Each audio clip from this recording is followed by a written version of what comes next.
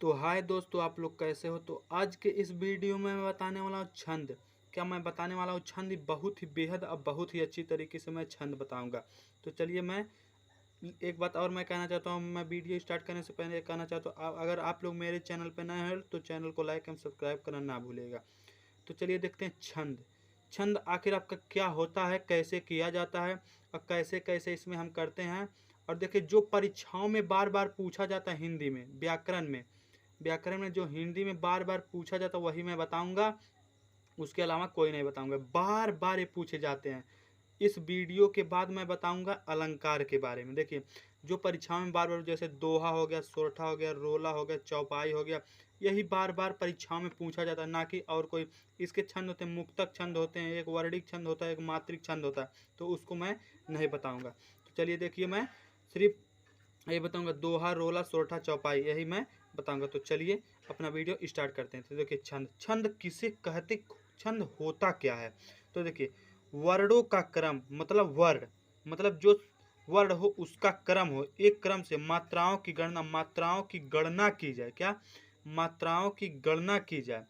तुक ताल, तुक और ताल हो, मतलब एक तुक से और ताल हो, लय गति, लय गति, लय हो, एक लय हो, गति एक गति से, आदि नियमों, मतलब नियम से प्रतिबंधित, प्रतिबंधित मतलब बधित हो। क्या? बधित हो। रचना को क्या कहते हैं? छंद कहते हैं।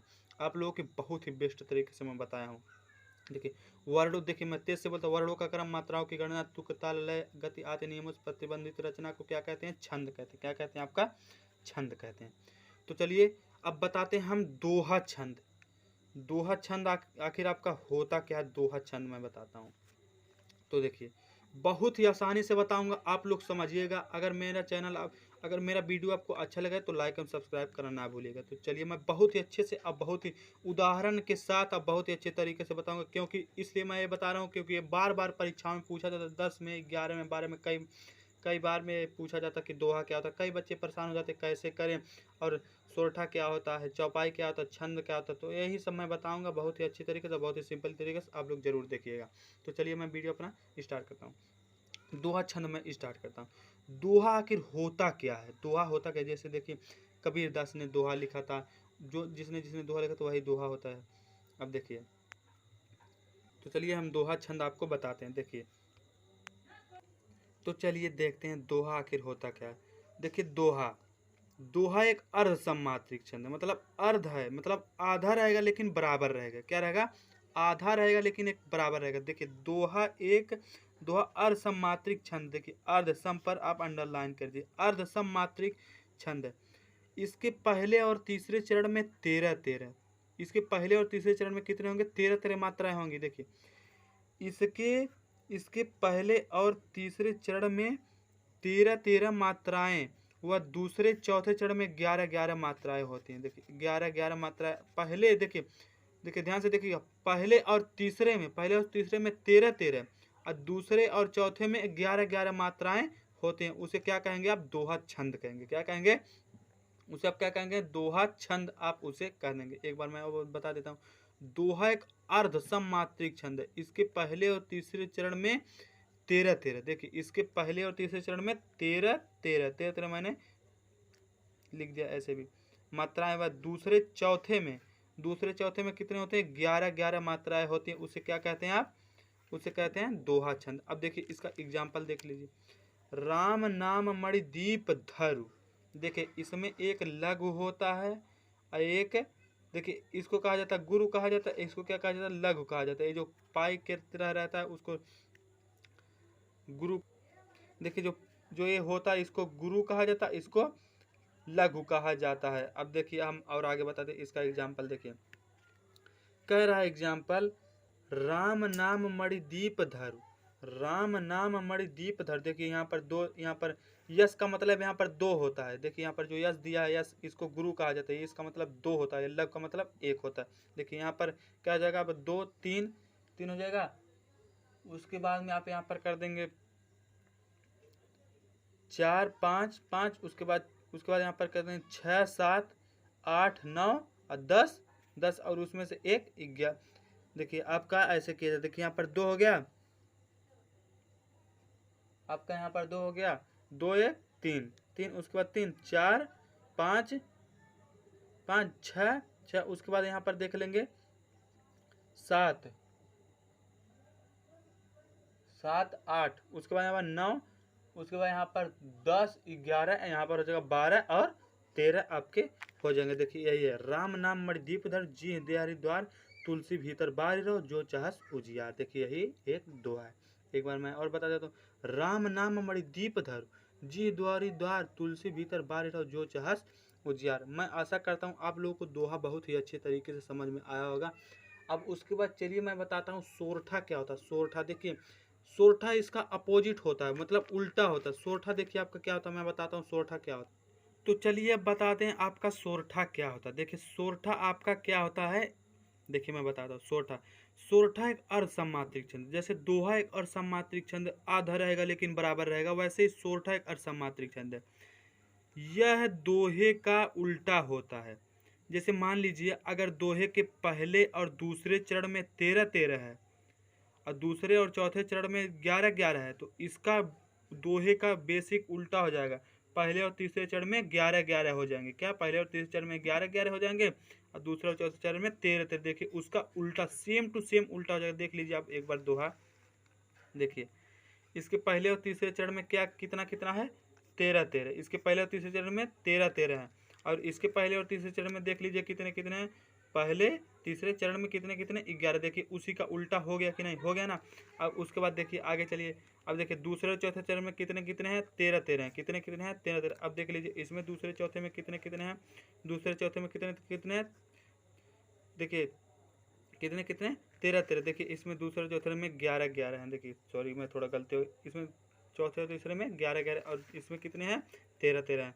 अब देखिए इसका मान लीजिए ये जो उदाहरण आप लिखे हैं, ये जो उदाहरण लिखे इसी को, इसको ऊपर रख दीजिए और इसको नीचे रख दीजिए, फिर इसको ऊपर रख दीजिए, फिर इसको नीचे रख दीजिए, यही उदाहरण हो जाएगा। लेकिन देखिए मैं वो उदाहरण, ये उदाहरण नहीं बताऊंगा। देखिए मैं दूसरा उदाहरण लिया हूँ, तो चलिए मैं बताता हूँ उदाहरण। देख लीजिए एक बार और देख लीजिए। दो, सोरठा एक अर्धसमात्रिक छंद है। यह दोहे का उल्टा होता है। इसके पहले और तीसरे चरण में 11 11, दूसरे और चौथे चरण में कितने कितने होते हैं, आपके 13 13 मात्रा। अब देख लीजिए मैं उदाहरण ले रहा हूँ। नील सरोरु श्याम, क्या हो जाएगा, नील सरोरु श्याम, नील सरोरु श्याम, ठीक है। उसके बाद तरुण अरुण बारिज नयन करऊ सोमन उर धाम सदा क्षीर सागर शयन। अब देखिए इसमें आपको बनाना, इसमें आपके कितने मात्राएं हैं, 11 मात्राएं हैं, और इसमें आपके कितने हैं, इसमें 11 मात्राएं हैं, और उसके बाद में इसमें आपके कितने हैं, 13 मात्राएं हैं, इसमें आपके कितने हैं, 13 मात्राएं हैं। अब उसके बाद इसमें आपके तीसरे में कितने हैं, 11 मात्राएं। फिर उसके बाद देखिए सदा क्षीर सागर शयन में कितने मात्रा हैं, 13 मात्राएं हैं। इसका कहने का अर्थ ये है, पहले और तीसरे में देखिए, पहले में और तीसरे में 11 11, उसके बाद और देखिए दूसरे में चौथे में, दूसरे में चौथे में 13 13। देखिए दूसरे में और चौथे में मैंने 13 13 कर दिया। अब उसके बाद इतना तो आपको समझ में आ ही रहा होगा। अब देखिए मैं आगे बताता हूँ आप लोगों को रोला। रोला आखिर क्या होता है उसको मैं आपको बताता हूँ।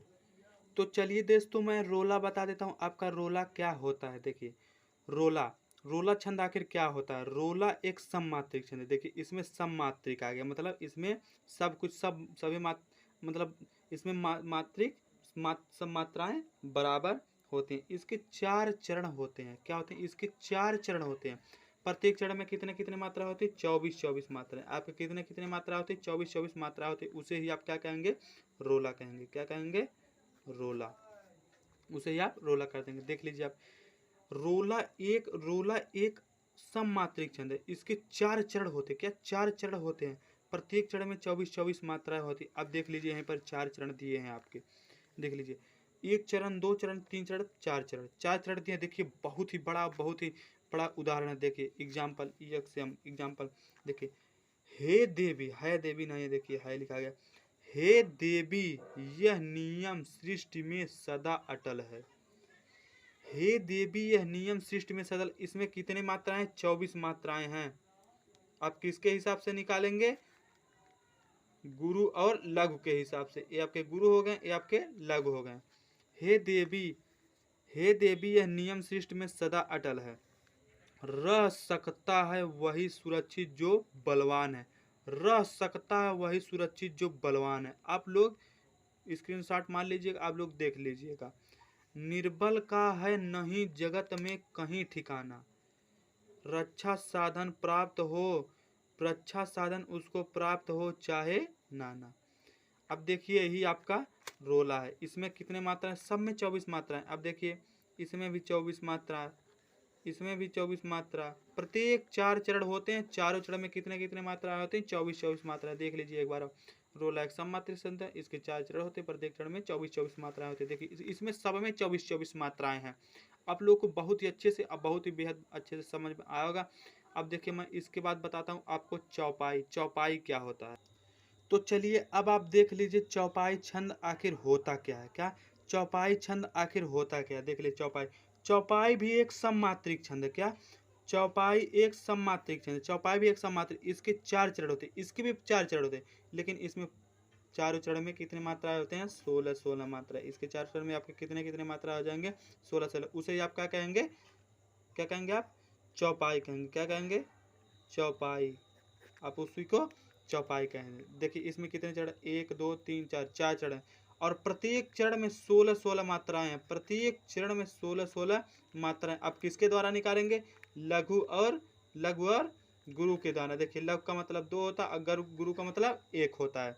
ये मैं कई बार बता रहा हूँ। देखिए जो परीक्षाओं में आता है मैं वही क्वेश्चन ही आपको बताया हूँ और वही छंद ही आपको बताया हूँ। एक बार और देख लीजिए। चौपाई एक सममात्रिक छंद है, इसके 4 चरण होते हैं, प्रत्येक चरण में 16 मात्राएं होती है, उसे आप क्या कहेंगे? चौपाई कहेंगे। अब देख लीजिए उदाहरण। बंदव गुरपत पदुम परागा, बंदव गुरपत पदुम परागा, बंदव गुरपत पदुम परागा, सुरुचि सुबास सरस अनुराग, अमी मूरिमय चूरन चारु, समन सकल भव रुज, समन सकल भव रुज परिवारु, समन सकल भव रुज परिवारु।